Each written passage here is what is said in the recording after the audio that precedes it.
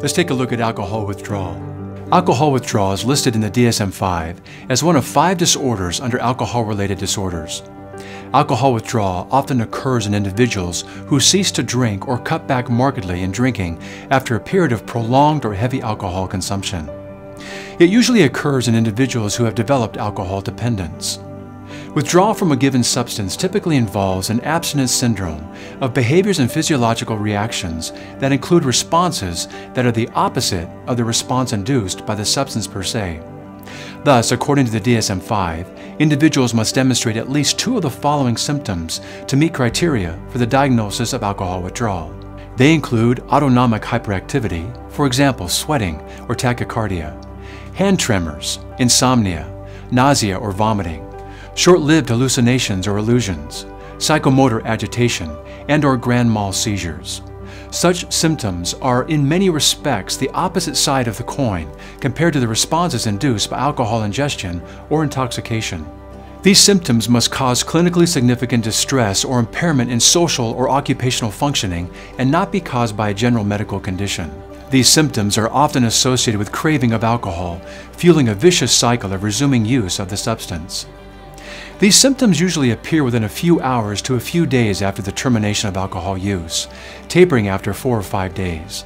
However, some symptoms like anxiety, insomnia, autonomic nervous system dysfunction may persist for 3 to 6 months. Fewer than 10% of people going through alcohol withdrawal will experience severe symptoms, such as extreme autonomic hyperactivity or tremors. And only a portion of those will experience alcohol withdrawal delirium or delirium tremors, properly known as DTs, the shakes or rum fits. Symptoms of delirium tremors include vivid hallucinations, increased irritability, and behavioral agitation, delirium, delusions, autonomic hyperactivity, and seizures. Seizures occur in about 3% of individuals with alcohol withdrawal. Between 1% and 5% of DT episodes have a fatal outcome. Individuals who have concurrent medical problems, for example liver damage, head trauma, or hypoglycemia, are more susceptible to developing DTs.